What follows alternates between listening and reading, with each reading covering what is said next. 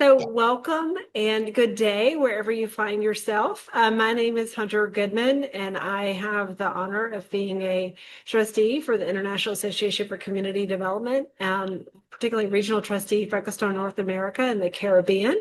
And so, I am one of your people to represent you if you find yourself in North America and the Caribbean. I also have two fellow trustees, Holly Schad and Lori Cook, who also, we are all three of us represent North America and the Caribbean as part of the IACD Board of Trustees. And so it's an honor to welcome you here. I also have the pleasure of working with Anna Clark, who is our strategic director for IACD. And it's so nice to see all of you in person. I'm going to talk about Ron in just a minute. But we want to make sure that we take a few minutes as we're getting started here to do brief introductions. So if we could go around the space and just really quickly, your name and what brings you here today. I should say, in addition to my role as a trustee, I'm also in my full-time job, I am a faculty member for the University of Arkansas Cooperative Extension.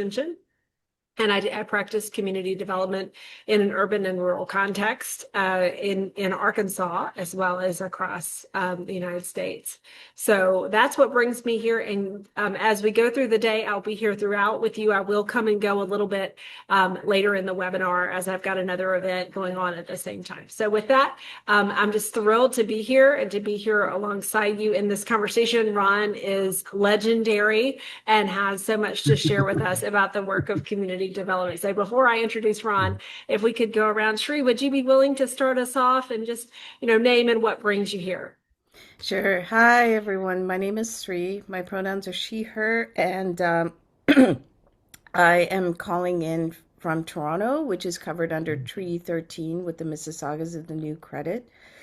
And in Toronto, I work with the Toronto neighborhood centers. A couple of my colleagues are here. I'm happy to see, and we're just it's the topic that brings me here, a new relationship we're building. I'm also part of the International Federation of Settlements and Neighborhood Houses, which is how I met Anna, and excited to learn more about the community development group here. And what brings me here is, the topic. We're in the process of practicing new ways of engaging with one another in, civic engagement, just reimagining how that can look, that is invested more in long-term community building and relationships and social movements. So I'm going to pass it to my colleague, Rob. Thanks, Sri. I'm Rob, working with Sri with the Toronto Neighborhood Centers, pronouns he, him, and as with Sri, the topic is completely essential to the work that we are taking on, and bridge building dialogue. It seems that the world needs this more than ever at the moment. So I'm all in. And I'm going to pass it to, Jessica. Hi, everyone. I'm Jessica Wall. I'm the Director of Community Services with United Neighborhood Centers of Northeastern Pennsylvania. Also very interested in the topic. UNC, as it's known, does have a community development corporation. And I'm very much interested in learning how to bridge the gap as well. I'm joined with Forrest Hawkins, and I can let you introduce yourself. Hi, I'm Forrest. This is my first day here at UNC. So wanted to start off his orientation strong, and very interested in the topic, like I said, as well as the other opportunities that we had to learn earlier this year too with the other United Neighborhood Centers companies. Unfortunately, I do have a mandatory COC convening meeting at 12, so I will have to jump off a little bit early, but I'm hoping to be able to join back in. And I guess I can pass it on to Barbara.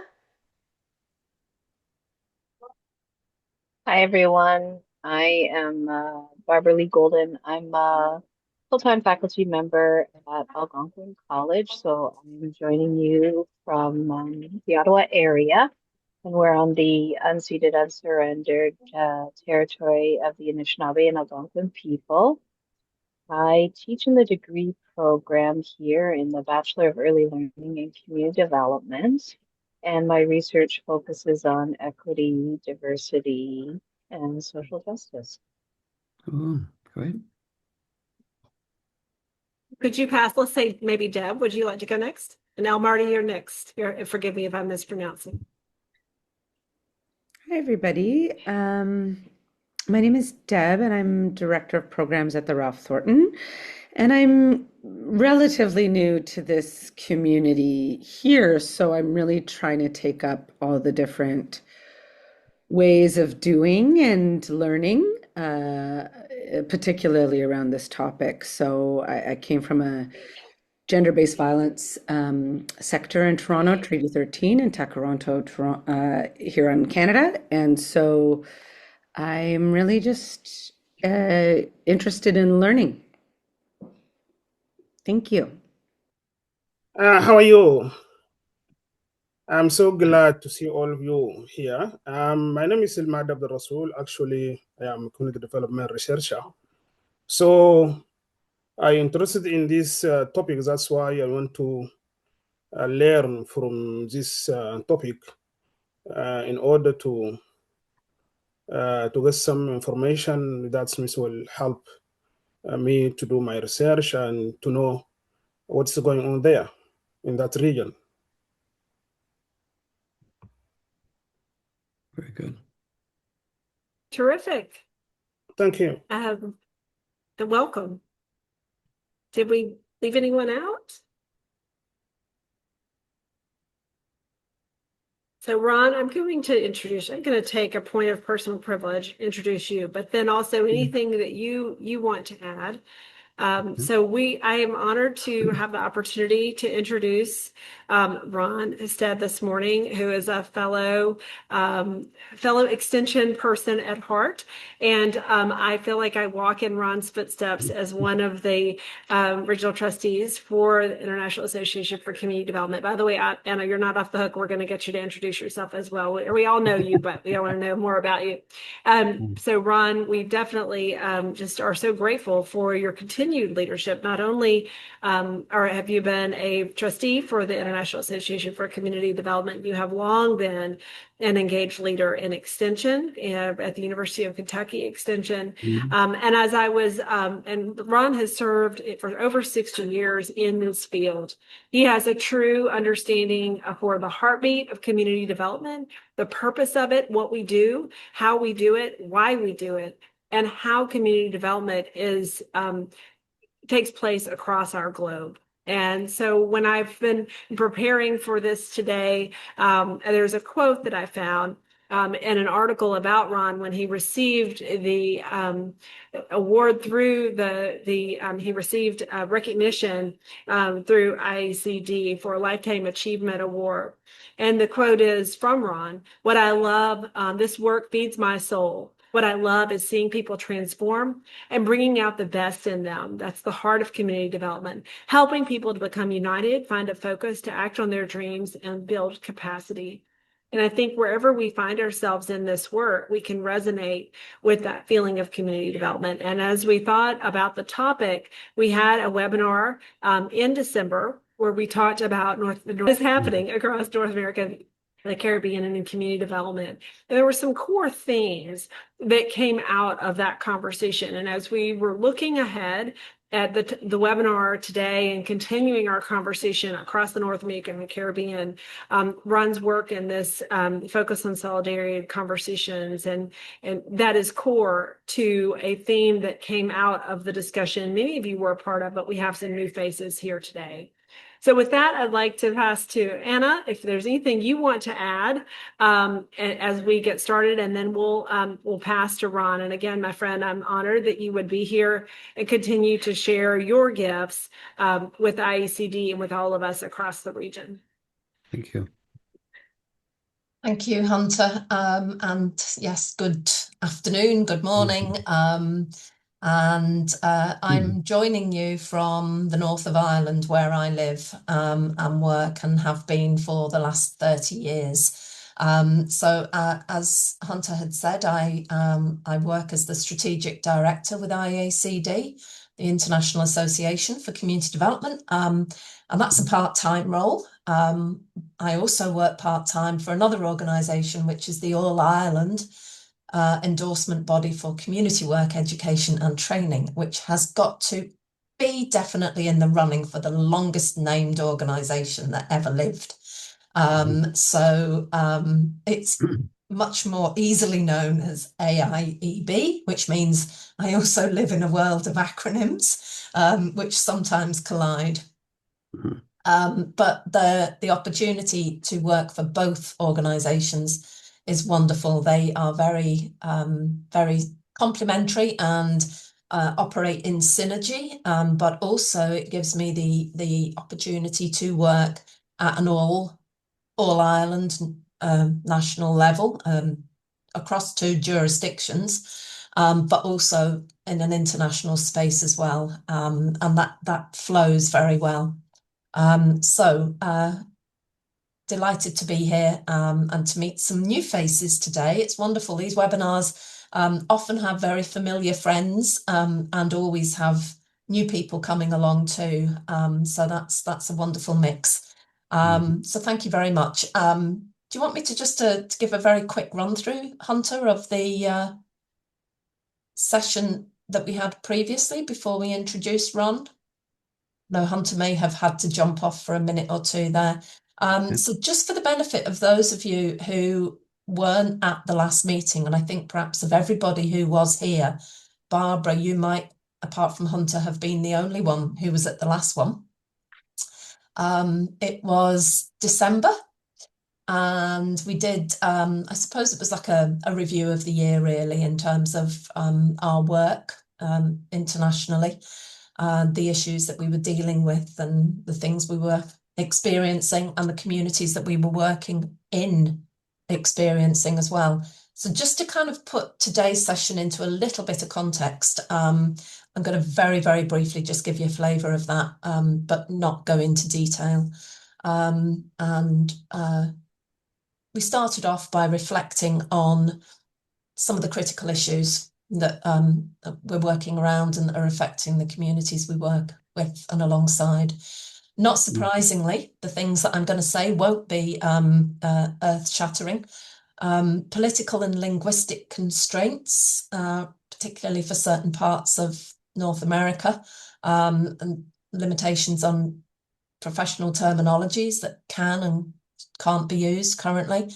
Economic instability of communities, but also the impact of economic instability on funding and resourcing for the work as well. Quite a lot of concern around growing tensions, social polarisation, and misinformation, which continues, I am sure. It certainly is here, and then these are global issues. And also some concerns a little bit about urban and rural divides too, and that polarisation operating on many spheres and planes. Concerns for practitioners in terms of stress, workload, anxiety, just trying to hold space for a lot of this was also a concern. But we did move on to talk about ideas and opportunities, particularly as we moved into 2026. And in many respects, that's where today's session has emerged from.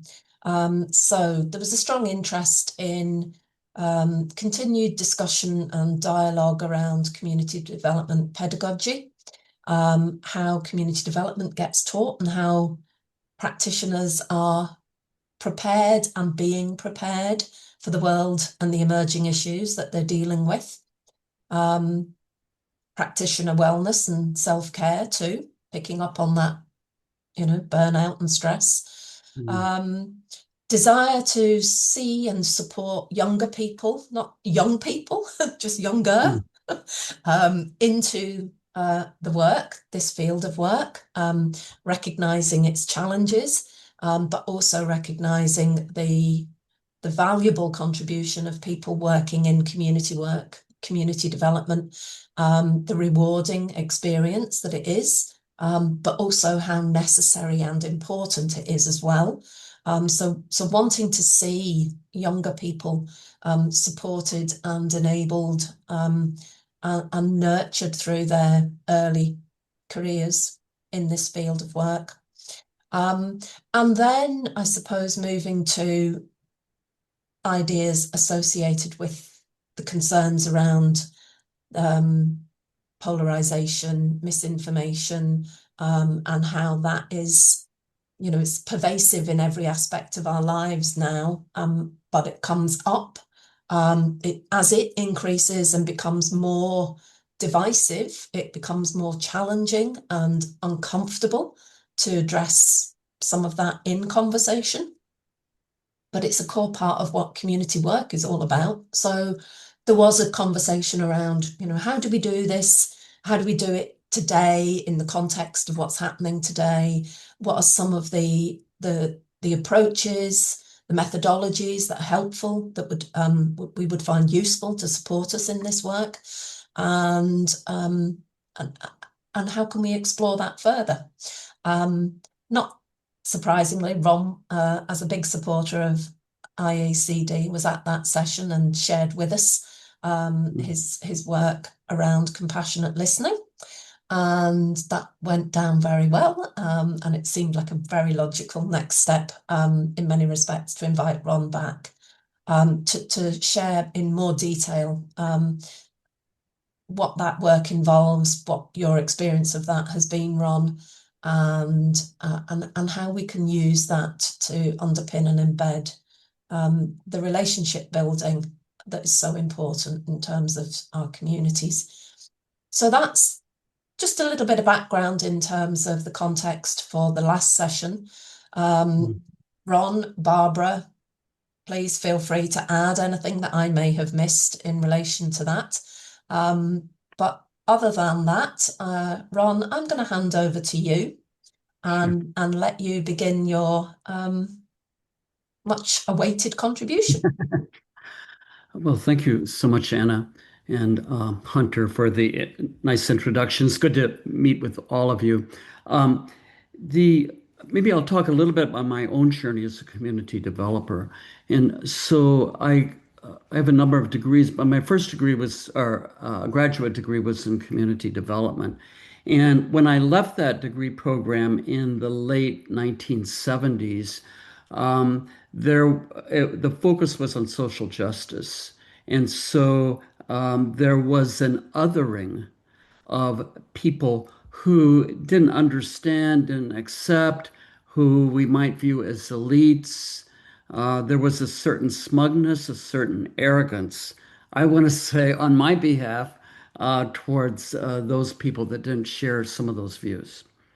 My journey has changed over the years, working with a cooperative extension service in the United States. One of the most pronounced, I think, insights I had was I worked with, part of my role in extension in Kentucky was working with the Kettering Foundation, and they attempt to encourage people to deliberate, to move beyond judgmental listening into more comprehensive listening. And so one of my roles then, I was an experiment. We brought together coal firm owners with hardcore environmentalists in Appalachian, Kentucky. These were groups that seemed to despise each other. And so there seemed to be a potential for some common ground about land that was strip mined, essentially leveled, and what that meant for the community, the Appalachian communities.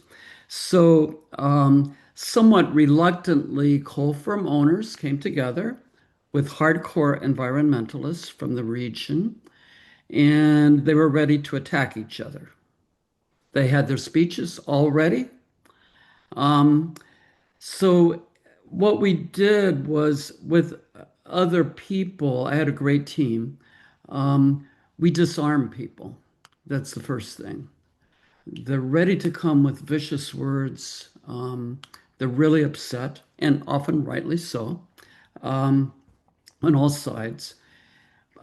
So we had a good question, I think. What's next for strip mine land? What does this mean? But before we even got started, so we this is maybe a theories of symbolic interactionism. Before we even started, we had ground rules. We would respect each other, this sort of thing. But also, there this we used something from Appalachian marriage ceremonies. So a woman lit a candle, an environmentalist, who literally laid down in front of a bulldozer and said, "You'll mine this property over my dead body." Hardcore environmentalist. She lit a candle and said, "This is a very painful dialogue, but I'm lighting a candle as a sign of my willingness to engage." A coal farm owner said this something similar, lit a candle. Together, they took their candles, lit one candle, and blew out their own. So, a sense of unity. Then there was a teenage choir that sang America the Beautiful, a hymn, and very pretty, but it just sort of melted people's hearts. Oh, beautiful for spacious skies, for amber waves of grain, so forth. And then there were silent observers in the room. Who are you? And these were all faith-based leaders. An elder from the Methodist Church, a priest from the Catholic Church, etc. Silent. And you could almost see the people that were eager to share their speech and scold the other side, kind of gulp. I guess I'm going to have to behave today. And because this is part of the culture of the region. And then there was the smell of fresh brisket cooking in the back of the room, apple pie. There were also drawings made with coal dust, beautiful drawings that an artist had made over the years that encircled the room. So at the very beginning, it was people were really, like I said, they thought this was an attempt to attack. This would be a great way to attack each other, and but we disarmed them. I had a administrator from the Cooperative Extension Service come and say, "Ron, you don't know what you're doing. These people, it'll get out of hand. As an administrator, I will be there to clean up the mess because let me assure you, let me assure you, it will be a mess. You don't know what you're doing, but I'll let you go ahead and do it." He was shocked that it worked. And the conversation continued for 6 months. People learned so much about each other. There was a coal farm owner that was also a member of the Sierra Club environmental organization and a hardcore environmentalist. Her family made all of her money from coal. So these boundaries, these binary, categories melted away. The only negative that happened is they did find common ground, this core, but I remember one of the environmental leader went back to her organization. They said, "You've sold out. You're having picnics with these people, and you're getting along. You're joking. We don't get it. They're evil." And so she had to challenge them back. And same with the coal farm owners. So that was really, I think, the most visceral introduction to, I think, this bridge building. And so that became a focus of my work from there on out.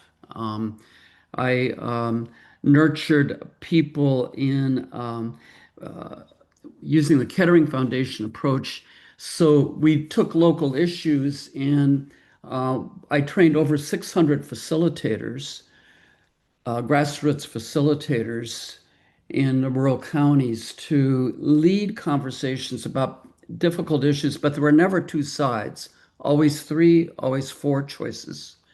And the way the structure worked is people had to work in there would be choice one. And so the facilitator would say something like, "Let's look at what the defenders, you may hate the choice. What would the defenders say? Or you may love it. What would the critics say?" So they go through all 3 or 4 choices, and then oftentimes people would combine choices. I remember working with a group of people about economic development, looking at choices for the poorest of the poor. These were people that lived in abandoned school buses, chicken coops that were made into houses and so forth. But they were so energized and intellectually stimulated by this conversation about choices for economic development. So it really got them thinking. So this empowered me and empowered them. They saw new possibilities where there was maybe only one choice. So I do think there is uh, a pattern emerging. I'm also a member of the International Listing Association. We met at IACD in Ireland, I also attended right before that the ILA International Listing Association meeting in Dublin.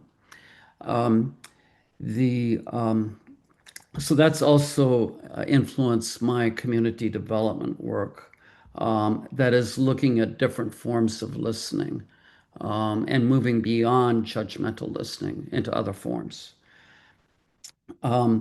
I do think, yes, our society is deeply divided, but I do see a pattern here as a sociologist of bridge building occurring. Just in my own community in Kentucky, um, we have it's very quiet and understated, but there's Jewish-Muslim dialogue with a group of women that continues to be ongoing. There's also Jewish-Christian dialogue. We have something called the Rural Urban Exchange, which was featured in the New York Times a while back. And essentially, what that is there's a group of maybe 30 people, and 15 from rural areas, 15 or so from urban areas, and they exchange. They go to each other's places and learn about, what life is like and what it means, and they help each other. So, for example, in my own community, there people have worked to restore an old slave graveyard, but in a rural area, they don't know how to do that. And so there was that informational exchange. But it's so gratifying that people just say, this is one of the top priorities of my life right now. So the program lasts maybe a year, year and a half, and then there's a new class that comes. So the rural urban exchange is quite powerful. Um, and like I say, it emboldens people, it builds capacity, it builds solidarity. Um, and certainly in this unity, the sense of solidarity or unity does not mean uniformity. I stress that in my work. The other thing I see is there's a group called Braver Angels. And what Braver Angel does is bring together Reds and Blues, Democrats and Republicans, anti-abortion people, pro-abortion people, and they find common ground in small groups. So, for example, the abortion, you would think there's only one side or the other. Whose side are you on? But out of that conversation, what people did agree is that abortion is not a flippant choice. It's often, and there needs to be more work on contraception, more work on assisting people, women, and there are other issues too that they explored, but there was a common ground. So I think that's something new. Braver Angels also featured in the New York Times, and that is a internet our national group that is working. So it's not flamboyant, it's not huge, but I think this is part of the movement. I'm also associated with Dominican Sisters of Peace, and they have formed a group called Nuns. One of the fastest growing religious movements in the United States are the nuns, Nones, people that view themselves as spiritual but not religious. So the Catholic nuns and the secular nuns have formed a team and they're working together. And the older Catholic nuns are inspired by the energy, the interest in environmental issues, social justice. So they're working together to move forward. They and the secular nuns benefit from the wisdom and the persistence of the Catholic nuns. So it's things like that that I think are really great. Um, we have an organization here called Build. One of the most segregated hours in America is Sunday morning. So black churches and white churches meet separately. And so Build is an organization of 26 faith-based congregations, um, including Unitarians, Quakers, Black Baptist, mainstream Protestant churches, mostly Catholic, Presbyterian, etc. But they choose 3 issues every year in the city. So and then do research on those issues and then make recommendations. So, for example, the tendency is to have so many issues. Well, social justice is all over the place, and it's called Build. It's about social justice, but they only pick 3 issues every year. They do research on those issues, and then they present those issues to political leaders. And sometimes the leaders accept or don't accept. It's very respectful, but it's solid research, and they say here are the best practices. So essentially using appreciative inquiry. Um, so that brings together the black churches with white churches, essentially, and finding common ground, and also knowing each other on a first name basis. When they do come together for the final recommendation, they invite political leaders. There are 1,500 to 2,000 people in the room. So if you're a political leader, it's sort of like gulp. You have a recommendation, and I'm facing 2,000 people. It's hard. It can be hard to say no. Some do. Some don't show up. But I remember one black pastor saying, the mayor didn't show up for this. We have a solid recommendation based on research. And I'd just like to give you her personal telephone number, her email address. I hope you'll hear from her, or that you'll contact her tonight or tomorrow morning. So respectful, but solidarity. So I think these are some of the things I see happening in the land. I'm a beekeeper, and I just finished a book called Honeybee Democracy by a Cornell entomologist. And honeybees also deliberate. They work together as a group. There are choices, but they look at different choices and find a common ground. So even in nature, we'll find this. So I think this is the challenge. Again, I have people that are doctrinaire that have told me if the students belong to a certain political party, don't even talk to them, don't allow them in. They're just evil, they're wrong. And my feedback is absolutely not. They're welcome. Everybody's welcome. So, but I think it's creating, there's so many ways to create a respectful climate for dialogue, and to create new structures for dialogue that are trusted. So I do a lot of work, and Anna talked about misinformation, or just one source of information. But in conflict too, I've done a lot of work in public conflict, and so one party will have one source of information, the other will have another source. But if we can find a source that they could all agree on, that's the way out of the conflict, and a way to move forward. I've also been inspired by, and this work of bridge building is not new. It's gone on and on for in many ways. So, for example, the Dominican friars who founded many of the European universities had something called disputatio.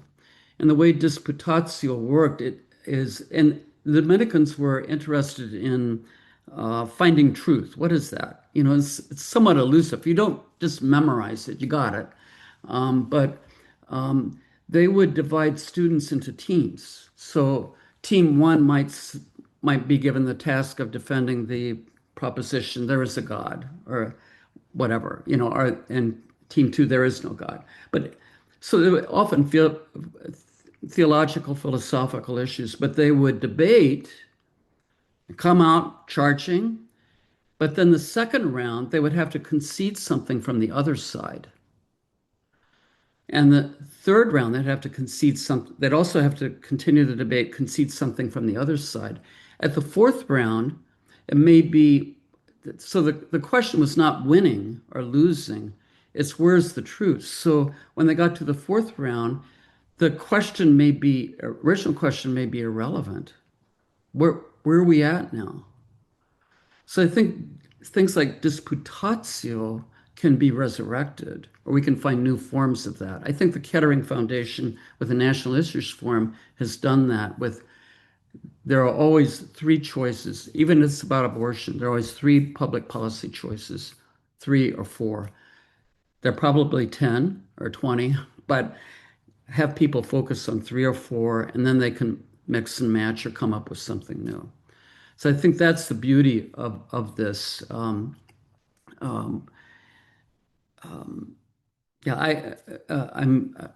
I could talk on rhapsodically about bridge building, but I think it's time to open it up and feel free to challenge me about all of this. But I think, like I said, I think one of the temptations of those of us who are committed to social justice or environmental justice is to be smug, arrogant about other people and not listening what's underneath all of that.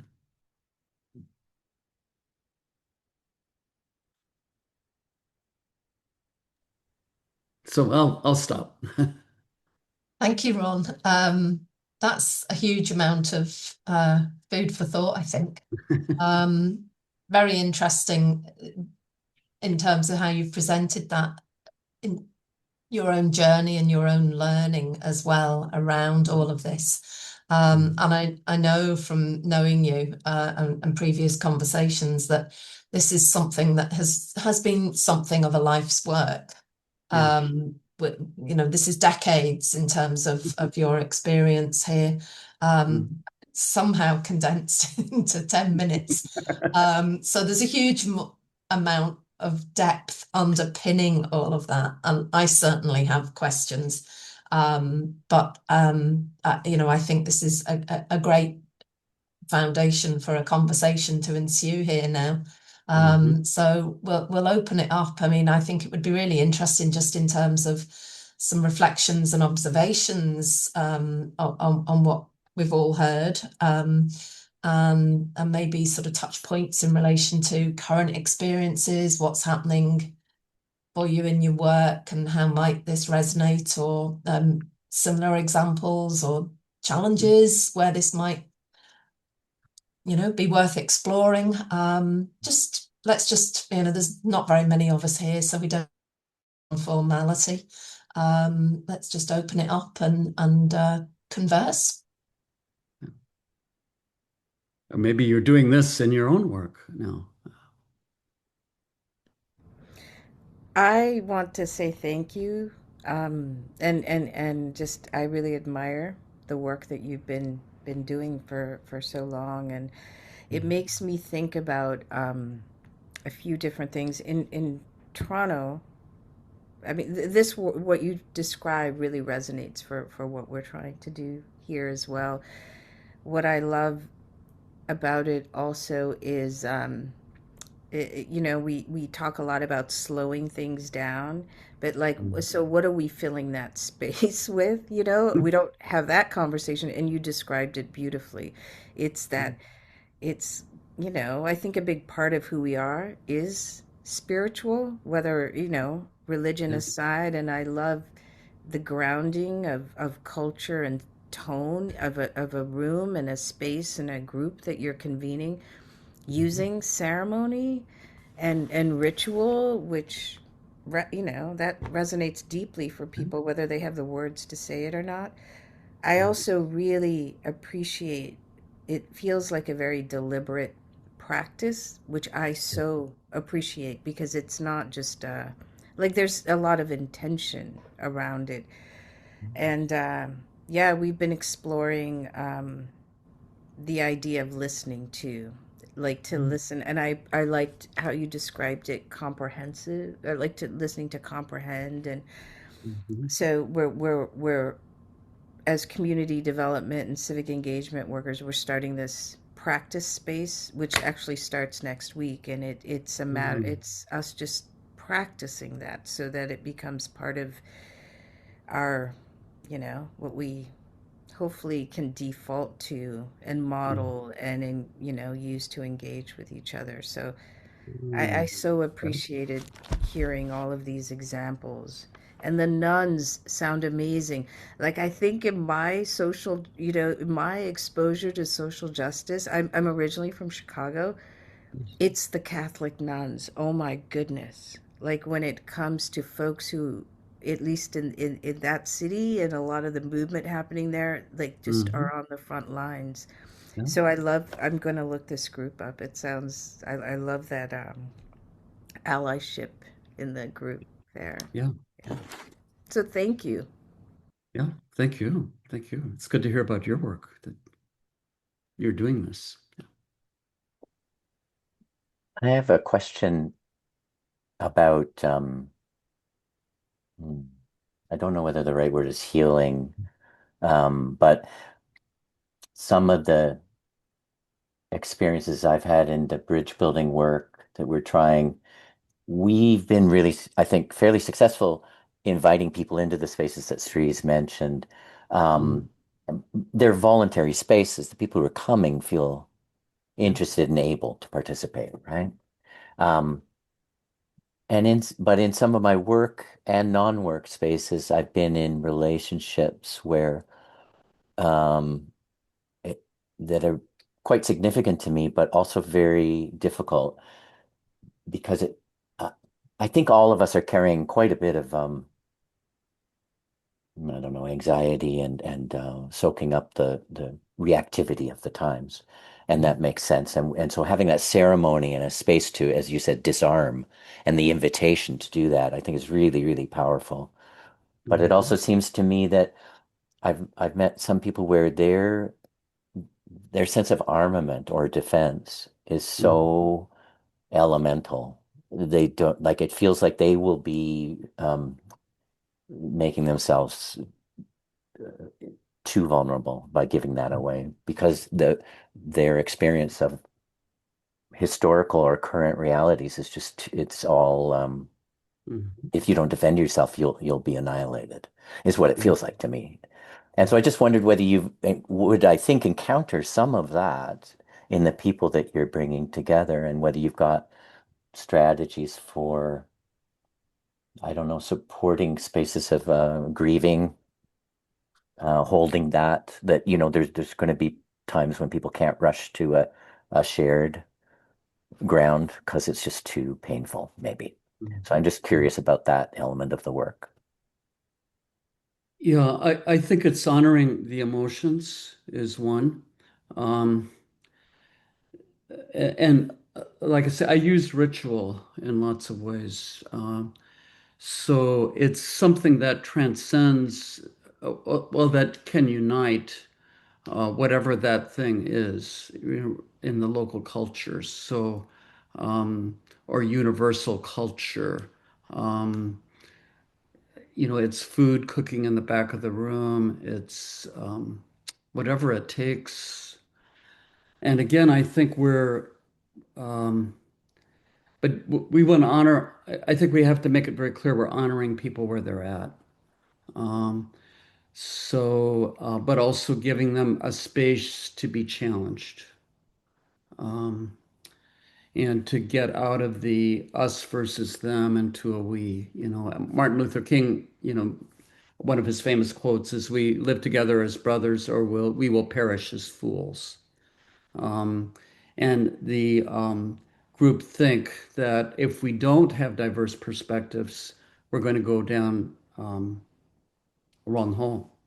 We'll pursue something that won't be fruitful. So we do need diversity of thinking just to survive and to prosper. So that's what I would argue. And then the other, I'm using a ritual from the Zulu peoples of South Africa, Sakubono. Maybe you use it too. But um, when I brought together about a year ago power utility people, power and light people, and then alternative energy people. But there were maybe 15, 20 people in the room.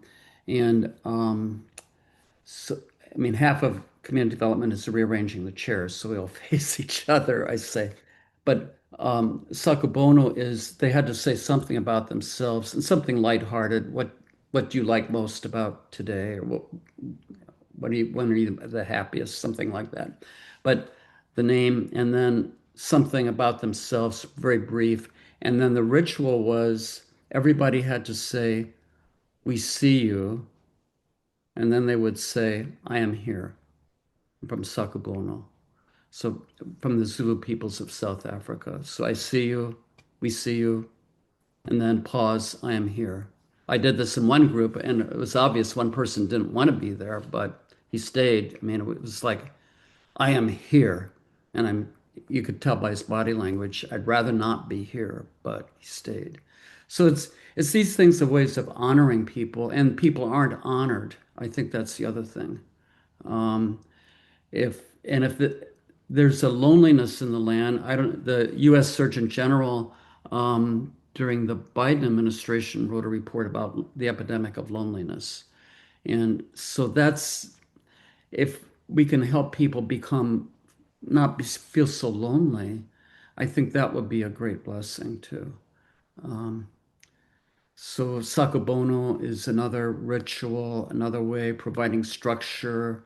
Um, and findings like even these utility power and light people and alternative energy people, they did find something it took 6 hours, but we did find common ground and an action plan at the end of that. But it was in their self-interest to find something they could help each other. They all had resources, they all had political influence, power, different kinds of power, but and different kinds of money and so forth. But anyway, they did find common ground. So I think this is what we have to taking a chance. Not everybody's up to it, but I don't know if I'm answering your question, but I think structure and honoring people, listening to people, there will be no tut-tut, you know. No, that's really, really helpful, and it resonates with me, especially that image of that one gentleman you talked about who was in the room and clearly didn't want to be, Yeah, but there was recognition and kind of honoring of that. yeah, And that for sure, that's been our experience, I think, in very difficult settings. I think we had one Zoom call. I wasn't at it. That's why it was secondhand information, but yeah. somebody who was very, very upset with even the premise of what it was around Gaza and some of the very deep Mm, harms and feelings. And they were just furious, and the facilitator said, "That's okay. You can just be here and yeah, be angry. That's fine." yeah, yeah, And great. there was still a holding of that, which is not always possible, but I think those are really beautiful demonstrations of that importance of recognition and how to counteract the sense of isolation and aloneness that people would be feeling. Yeah, Yeah, yeah. yeah, yeah. Um, That's great. and we need to hear from you. You know, Yeah, I make yeah. that very clear. Um, Or even if you're too angry to voice something, you can be here. yeah, yeah, Yeah, you belong. yeah. I think that's the other thing. People don't, that loneliness report, people feel they don't belong, you know, and so I think um, we honor you, you belong, and that can be stated enough. And so it's by word, it's touch, it's by food, um, the storytelling. I think, and I had another experience with it was at a school, and the school became more diverse, and so the the principal said, then they had a traditional Christmas concert. So the principal said, we're not going to have that anymore. The school is so diverse, and we will never sing Silent Night at this school again, ever. We're done. And one of the parents, the kids were okay, but one of the parents threw eggs at the principal's car in front of students to demonstrate his displeasure. The rabbi's wife called people Nazis. You know, it was just went on. It was crazy. Like I said, the kids were fine, but the parents were just wacko. Um, but I think giving them a structure to talk and to calm down, and so some of this letting the emotions, there were maybe 10 minutes of emotions. That's okay. And then we have to get on. Um, Tell us how you're upset. What is that about? We'll work on solutions later, but what are you really upset about? Get it done. And that would be every session that went on for 6 months. But at the end, I remember there was a common ground. We want to teach the students need to learn about the diversity of religious faiths here.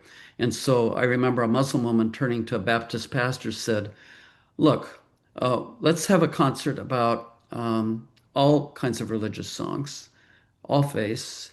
And I'll tell you what, my kid will sing Silent Night, Muslim child.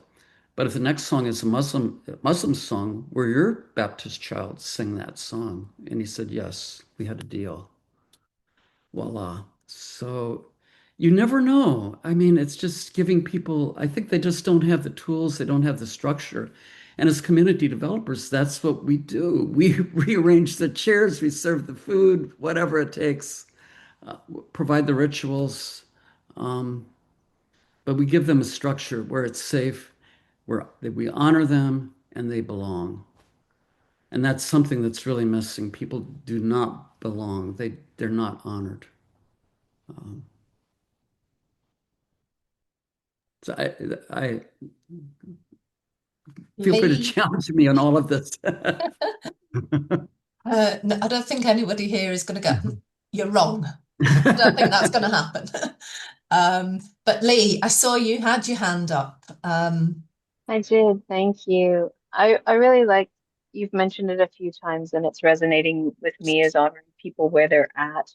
And I think one of the things that we've really tried to put into our pedagogical practice, working with the students here, um, is really focusing on the Indigenous perspective of being in relation. And as Right. we talk about being in relation, it's that interconnection and that both independent and interconnected approach to doing things and focusing on not just assimilating people, the others, into a room or into a group or into a system, but really focusing on creating new spaces and Yeah. creating new spaces that are reflective of all of the people. And it has taken some work um, because, trying to work with a lot of the older systems that, well, if it's not broken, don't fix it. But the people who are saying that are as much a part of the problem as a part of the history. So really trying Mhm. to focus on that, meeting people where they're at and creating new space. It Mhm. may look similar, but it needs to be reflective of the changing times and the changing group dynamics and not just being social, but like that whole ontological way of looking at things where we can create space that respects um, difference and that we don't all have to get along in terms of believing the same things. We don't all have to have the same beliefs, the same religion, but to respect there's more than one and getting out of our own ways. And I find that Mhm. community development, we've been saying it for years, depending on, the times it might have been different language, but Mhm. the more we find for us, especially here, that community development is finding its practice in so many other disciplines Mm-hmm. that we're working with people doing community work that don't necessarily have the same worldviews or don't necessarily have the same belief of all voices being welcome or all. So Mm-hmm. I like how you said meeting people where they're at, and it's just a different way of kind of, yeah, it's that belonging, that welcoming, but it's a different way of framing it, and I appreciate that. So thank you. Oh, you're welcome. Thank you. Really appreciate what you have said here. And I am a Australian citizen, but my background from Sudan. I am Sudanese. Oh, great. So what you have done in what do you have talked about the grassroots facilitator, about the disarming people, about the bring between Muslim and Jewish community, how they can found the common ground and can live Mm-hmm. together without any problem. And also you have brought ideas to the politician in order to solve problem and help communities. And you have done a lot of job. And this all the things is related to my community in Sudan, because Sudan people is so divided, and it's still the war working going there. And as you have known right now, Sudan is big suffering from the big crisis, and Yeah. people suffering a lot, famine, a lot of bad stuff there. So when I if I see deeply about what you have done and help your community, I think so. All this stuff we need um, to implement in Sudan. And also, I have a history because I am one of the um, Sudanese leaders who have participated in a peace process from 2003 till 2020, and I am one of the leaders who have signed the Juba peace agreement for Sudan. And but after 2020, the war started again on 15 April 2023, and Mm-hmm. we in our peace agreement, we have agreed to do reconciliation, community reconciliation. And right now, you said here about the uh, community or social community social justice. I think so.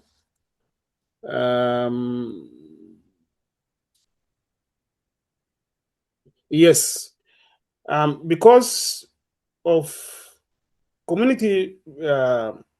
And also you have a right here.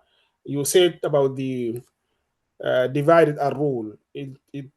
Uh, that means people need to divide the communities. After that, you can rule. I don't know if I understood what you have said. And it's really communities need community development worker to to fill the gap, to Mm-hmm. help people, to empower people, Mm-hmm. do awareness, a lot of job for awareness, to Mm-hmm. build relationship, to build a trust, because most problem comes from misunderstanding or mistrust, something Yeah. like that. If we, as the community development workers, if we work closely with our communities and honor them and help them and make trust and respect them, they will respect us, and we can do something all together to be more empowered people, and people will be live safely, and we can bring a lot of stuff. Even politician. Yes, politician just also, unfortunately, sometimes or more time, just they get benefit from, if the community divided, they benefit from that one. But community development worker do against this type of stuff. We need people to be more united, more safer, get services in order to help themselves. So I'm really appreciate what you have done, and thank you. And I have learned a lot from this webinar. Thank you so much. Oh, thank you. Yeah, again, I think as community developers, we can provide a structure. So I met somebody working in, I think it was Bahrain, at a party yesterday, who they're providing alternatives, more deliberative thought for young, especially young men, so they won't join a radical movement, but thinking more carefully about choices and deliberating, that kind of thing. Something like I say, like disputatio, walking in, being able to walk in each other's shoes. So I don't know what that structure would look like in Sudan, but I think there are ways to do it. We just have to stimulate our imagination, to make it happen. I Ron, think can that's I? where. Go ahead. Yeah. Sorry, No. I was trying to pick my moment and I didn't quite judge it right then. I have a question, and it kind of the El Mahdi's contribution there and your response kind of leads to it in many respects. I suppose I'm trying to kind of pull together lots of different thoughts here. I'm very conscious, as others will be, that what we're seeing play out in a lot of communities is not necessarily division of people's making within those communities. There is a very intentional process that's ongoing. It's not necessarily new, it's just upped its gears significantly. In terms of that, the misinformation. You also use the term around, the radicalization as well, which I think is a very unfortunate term, actually, when you think about the roots of community work. But I am interested in terms of, the personal challenges associated with working in this space at the moment in relation to the difference and the polarized views that people have. And it's kind of partly about, what the roots of that, what are the roots of that divisiveness, and where is that coming from? In a similar way that we often talk about, systemic issues, they're not, people don't choose to be in abject poverty. They don't choose those things. They don't choose to become criminals when they've got no money. These are circumstances often. But I'm very conscious that a lot of the misinformation that is going around it's created intentionally for a reason, and it's shared often as a result of poor judgment or misunderstanding or lack of awareness. And that perpetuates that whole thing. So I was interested where you talked about one of the pieces of work had led to an action plan. I'm quite interested in, what you have seen and what you've witnessed in terms of how this approach has helped move things on, in terms of people's, relationships with each other, but also kind of a bit beyond that, more in terms of the at a community level or at a structural level. what was the action plan actions looking like, and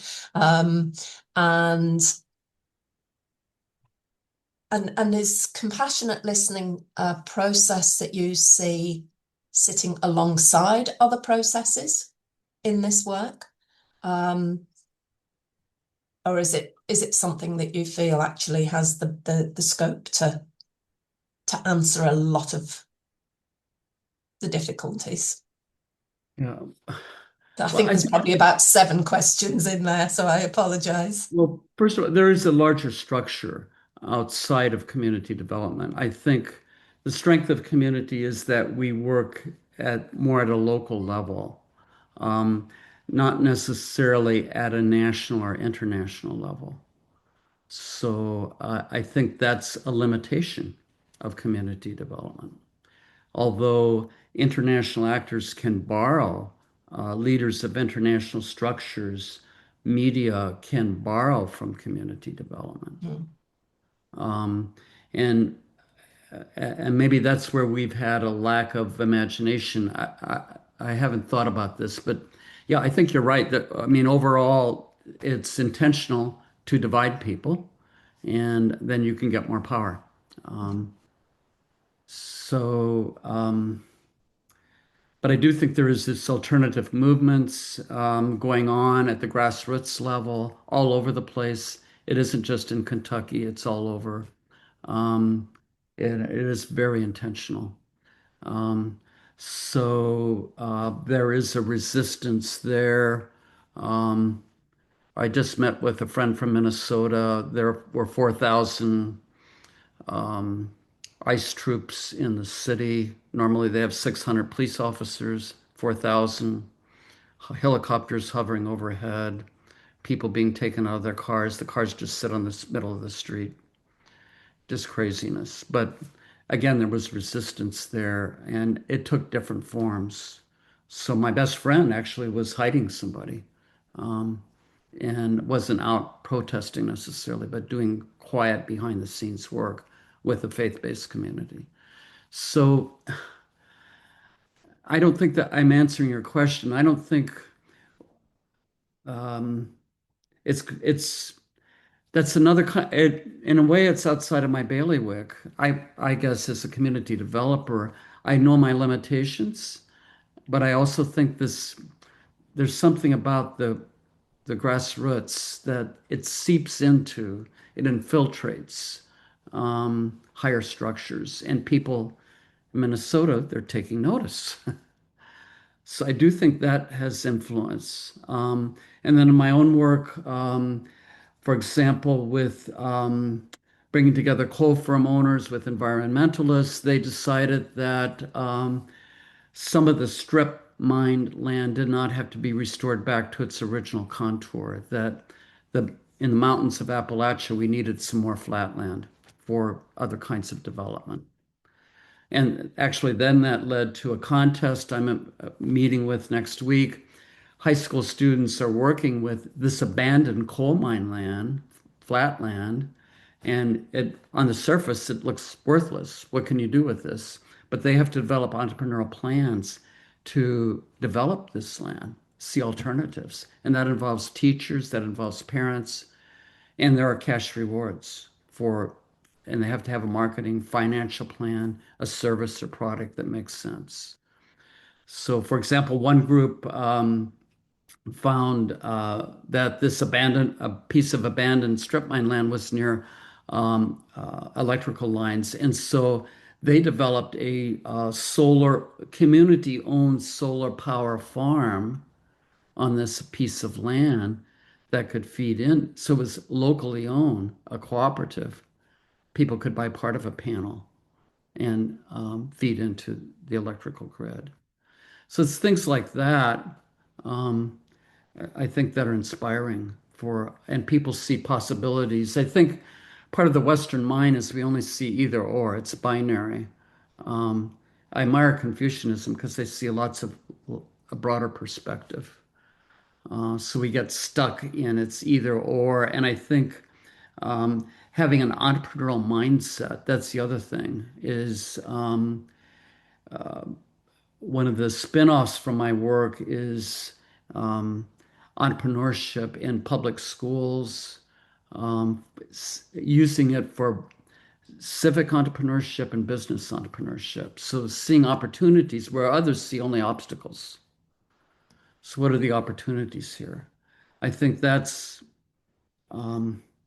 we as community developers, we have to get unstuck out of our binary perspective and then help others get unstuck, but see opportunities where others just see failures, you know.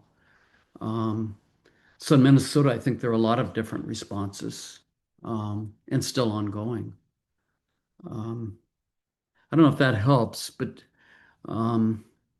or the school that was divided, like I say, the final solution was they went against the principle. We can have a concert, a series of concerts, but it will be honoring the different faith traditions. And the principal's attitude was, we have to get rid of Silent Night, never again. Well, they sing Silent Night now, you know, and the next song is a Jewish song, whatever. So it's, and then even when we looked at the whole Christmas celebration, there were so many diverse perspectives. I think that was the other thing. I remember a devout Jew saying, I love the Christmas concerts. It's like walking into a beautiful cathedral. It's not me, but I like it and we need to keep it. A Catholic said, I hate it because the public schools have no business dealing with religion. They'll just mess it up. And other people said, what I really like is Santa Claus, Rudolph the Red-Nosed Reindeer. I like the secular part of Christmas, and we need a lot of it. So it's all over the place. Yeah. Absolutely. That plurality of experience and appreciation is always important as well, isn't it? Yeah. Lee, I did see again your hand went up, and then I don't know if the little emotive things just disappear naturally, but No, I was just going to ask a question, Ron, and feel free not to answer it. But I'm just as south of like, as we look south of the border as to the geopolitical landscape right now, we've often followed much of and taken the lead from much of what the U.S. has done in terms of that grassroots community development work, dating back to, you know, the whole standing on the milk crate and the, you know, various movements like from the LGBTQ community, from the, you know, ethnocultural diversity, the religious diversity, like a lot of the great examples of the people coming together to affect like social justice and community change at a very grassroots level. And that's it's not necessarily the case right now, given what's being portrayed, and it's scary for us looking on at some of the things happening. But I wonder if you could share anything from a grassroots community development perspective as to like the future. And we talked a lot in our call in December about that instability, like how it's affecting funding, how it's affecting, you know, the divide between, you know, the others. And I wasn't sure as you look to your fellow practitioners, you know, right now, if there's any, I don't know, words of you've talked a lot about trying to find the opportunities, and you used the ISIS example from Milwaukee, but I'm wondering like how you can continue doing that in your day-to-day work, given I guess how grim things are from what's being portrayed to the rest of us. Well, I think too, there's, you know, and the US is a place of contradictions, always has been. You know, the great founders had slaves, and yet all men are created equal. You know, it was in the Constitution. And they knew I think, were aware of their contradictions. So I think we're a paradox, and internally we are. Some of this is about ego, me. But I do think there is, like I say, and maybe it's this probably from the faith-based wisdom traditions, indigenous people, there's this been people who have been beaten down. I think there's still this hope, and maybe that's foolish, but I think as community developers, we're hopeful, and people can. There are all sorts of subtle forms of resistance. Even at my university, we are forbidden to have anything that deals with diversity, equity, and inclusion. So one of the speakers so there's subtle forms of resistance. We had 100th anniversary of sociology. A speaker was going to talk on, it was women farmers across the globe, hidden and silenced. And that was the title of the talk. And the university webmasters said, no way, we will not allow that title. Hidden in silence is provocative, and that will go against state regulations. So that was taken out. But she still gave the same talk, and the title was announced informally, the real title. But people find ways around this. I think there's imaginative resistance going on. That's what I see. Outwitting this structure that is trying to, I guess, just sanitize things and make it all white. There's still the courts. So I think people have always been resistant in their own ways. And I think of the indigenous people who still have survived. I mean, horrible stuff been done to them, but I think that's something we haven't talked enough about in community development is these other forms of resistance in the face of oppression. Three. Oh, sorry, I can see Sree's hand is up. I'm also conscious of the time as well. We're getting on to close to the 90 minutes now. So maybe just, sort of bear that in mind, take one or two final comments if there are any, and then draw to a close. I think you're right, Ron. This could be another conversation. So we don't want to do it all right now. Sree. Yeah, I wanted to say I really appreciate what you just said, that this is that the forms of resistance and justice work have always existed, and there are communities that are not any more impacted now than they have been for generations, and I really appreciate like you naming that. I guess what I'm left with, and maybe this is a conversation we can all continue to have, is thinking about how do you support folks who do this work on the front lines. Because I think, what you're describing and what folks have shared, they're powerful and important practices, but I wonder if as a sector, how are we, supporting people to be able to do work in that way and also care for them? Yeah, great question. And I think the field has neglected that. So I think self-care, that would be a great issue for journals, for a conference, workshops for community developers. But I think that's a great question.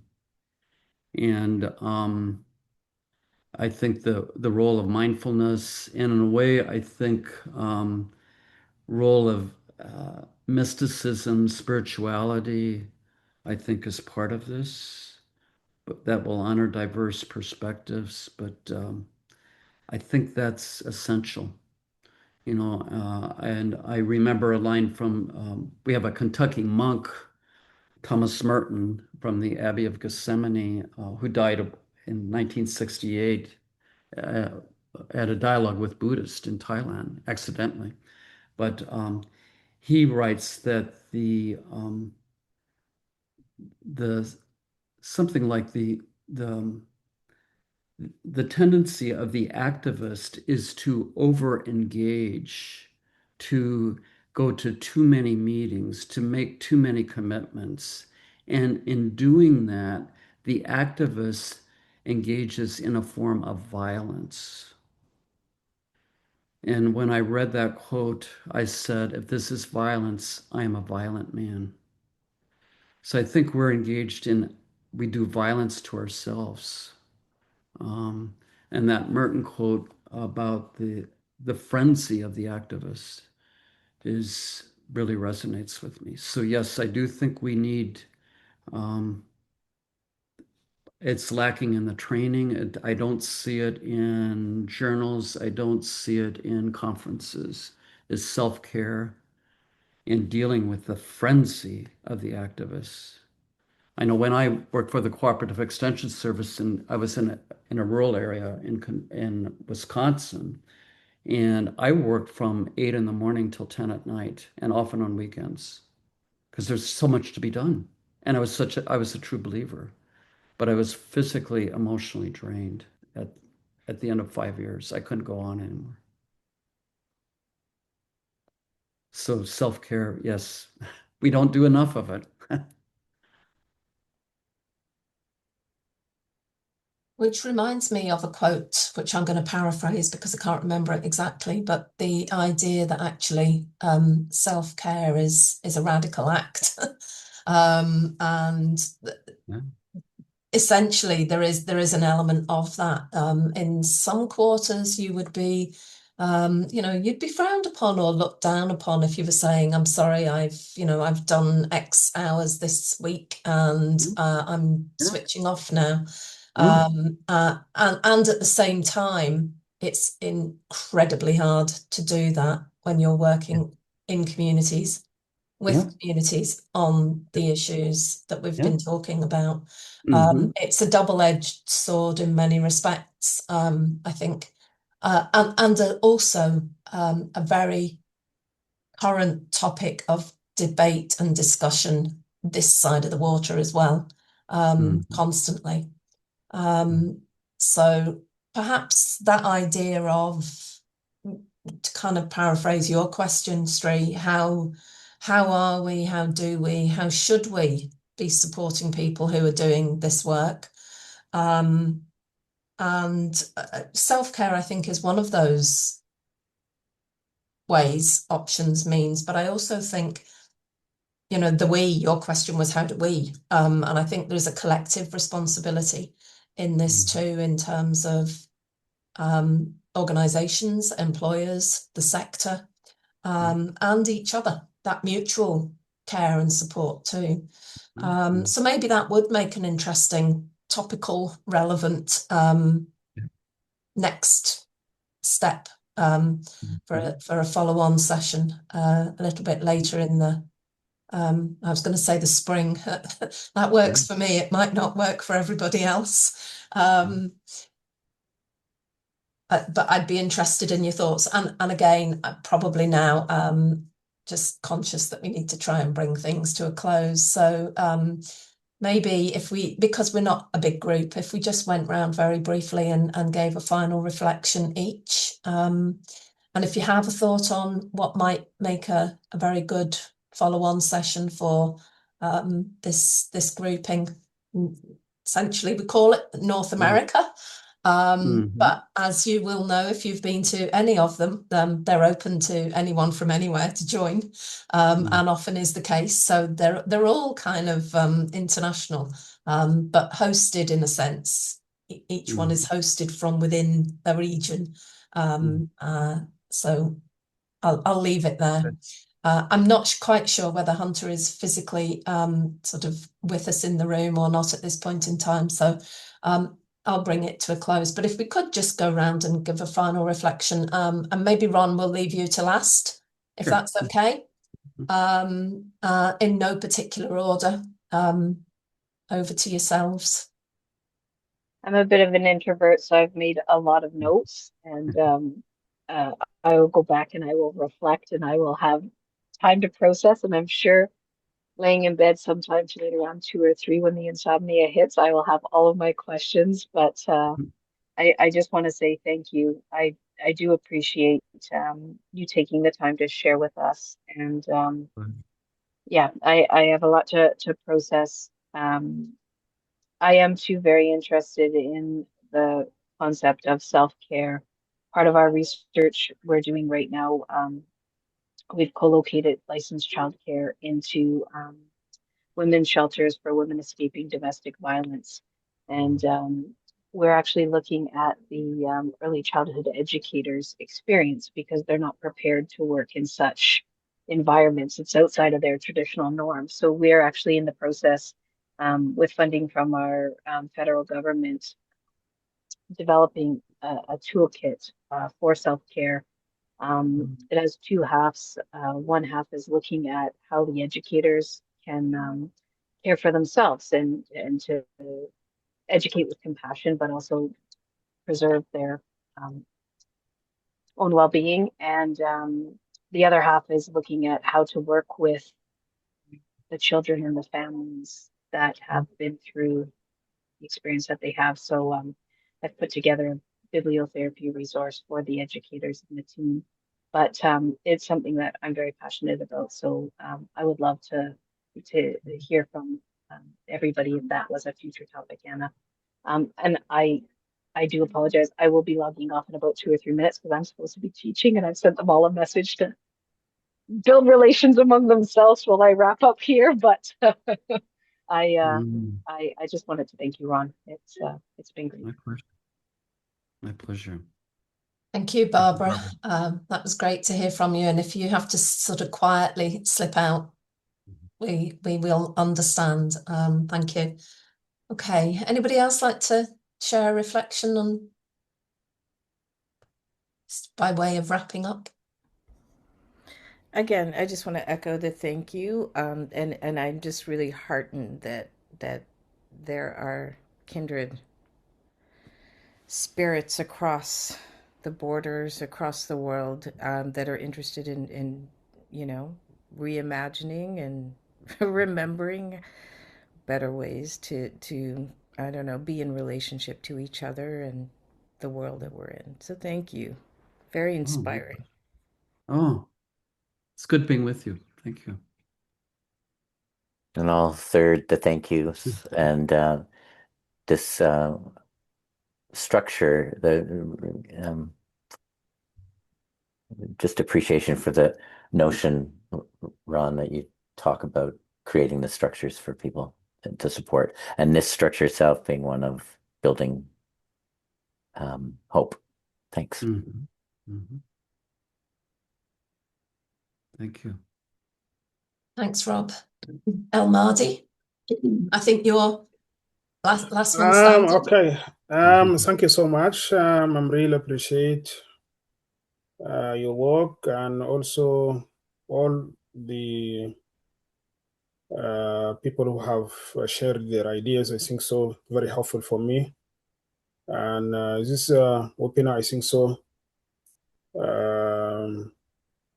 it's very interesting. And I wish the organization to keep up and doing a lot for us, because we need to exchange our ideas in order to help each other, and we need to build a world more safe and more powerful. Thank you so much. Thank you. Thank you. Rushlin, I'm not sure if you're definitely there or not.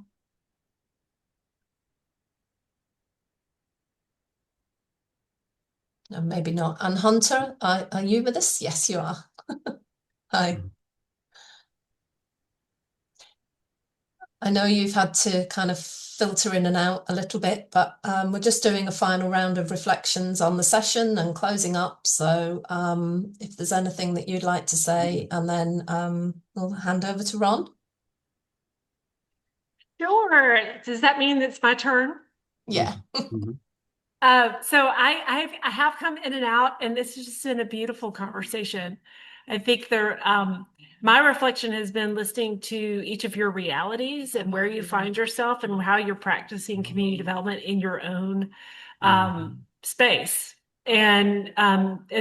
there's differences, but there's solidarity in that also. And I really found that I love the questions posed to Ron. So excellent job as always, my friend.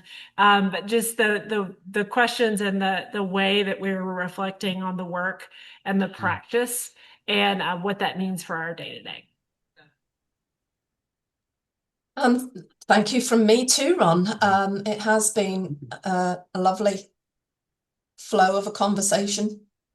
And it's actually been very nice just in some respects that it has been a smaller group and we have been able to hear each other and not worry too much about the mechanics of into the breakout rooms and get the feedback and everything's all a little bit rushed. I'm sure sorry if you can hear noise in the background, my dogs are getting their dinner. So there's a little bit of excitement going on. But yes, it has been a lovely session, and I think it probably is worth our while. Sorry, taking on board the conversation about care as a next step. But I'm going to close my door, go on mute, and let you have the final word, Ron. Yeah, I don't have too much else to say, but I think the conversations for me is life affirming and inspiring. I think the questions are key.